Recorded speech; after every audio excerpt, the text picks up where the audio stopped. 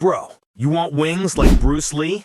Let me tell you a story that'll blow your mind. Okay, let's go. So I walk into this basement gym in my neighborhood, real dungeon vibes, and I see this dude hanging on the dip bars looking like a sad corn dog.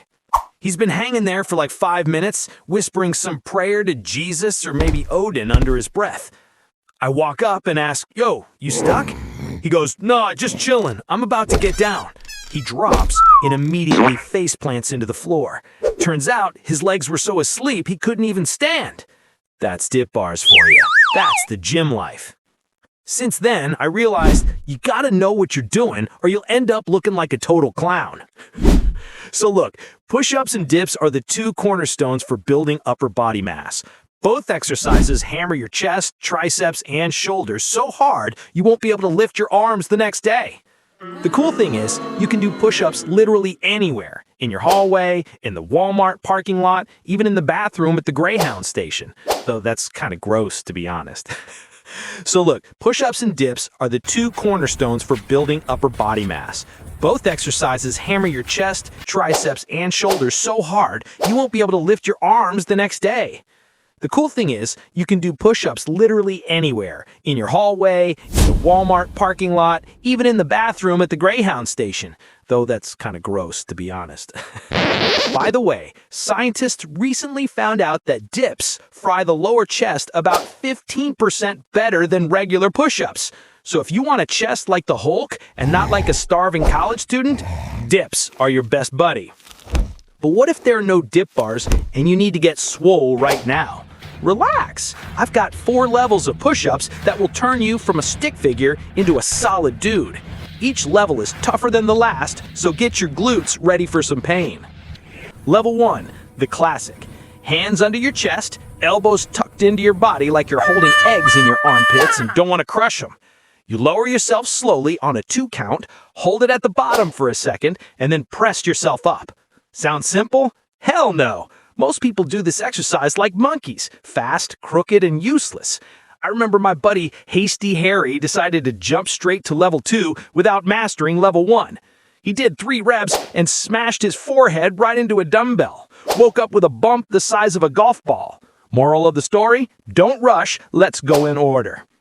Level 2, Pseudo-Planche. Now, it gets gnarly. You lean forward and move your hands down to your waist. Yeah, right to your waistline. And you do push-ups in this lean forward position.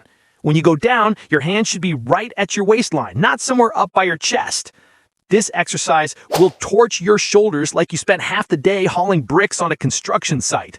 In 2025, sports science nerds ran a study and found that this type of push-up loads the front delts 40% harder than regular ones. So if you want a chest like a real man and not like Skinny Pete, this is it. Level 3, weighted push-ups. Grab a weighted vest and pick a weight that won't kill you after the first rep, but is still decently heavy. Lower yourself carefully, like you're placing crystal on concrete, and stop before the vest touches the floor. This exercise will turn your chest into armor you could bust a door down with. My pal had a brutal incident. He put on a 65-pound vest, even though he weighed like 130 pounds soaking wet. He went down, and that was it. Stuck, lying on his back like a beetle, twitching legs in the air. We spent 5 minutes lifting him up, laughed until we cried. Conclusion, don't be cocky, lift what you can handle so you don't fall flat. Level 4, weighted pseudo-planche. This is for those who think they're tough guys. Put on the vest, lean forward, and the more you lean, the more your shoulders burn in hell. The main thing, don't sag your back when you go down. Hold the position like a man, not like a rag in the wind.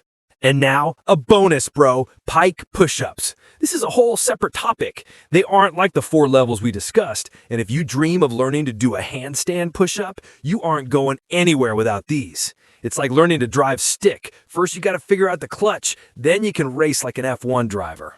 Here are 3 tips that will turn your Pike push-ups from a pathetic sight into a powerful weapon. Tip 1. Keep your distance. Use your feet to measure the distance between your hands and legs. Short distance is hardcore because all the weight shifts to your hands and your torso becomes almost vertical. It's like trying to grab a jar of pickles from the top shelf. You reach and reach, but you still can't get it. Long distance is simpler. The weight is distributed more evenly. Tip 2. The bottle helper. Put a water bottle or a yoga block behind your forearms and it won't let your hands slide backwards. It's like an airbag in a car. Seems like a small thing, but it can save you. Tip 3, negatives. Can't do a full rep? Don't sweat it. Lower yourself from the pike position slowly, like a turtle. This builds strength gradually, and in a month or two, you'll be popping full reps like popcorn.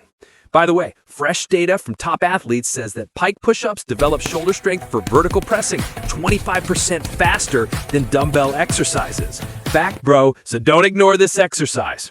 Anyway, let's wrap it up. We started with the fact that dips and push-ups are two powerful exercises for upper body gains. We went through 4 levels of push-ups from simple to beast mode and finished with 3 tips on pike push-ups. Now you have a full arsenal for gains, and you can train anywhere, on your balcony, in the yard, even on the roof of an apartment building.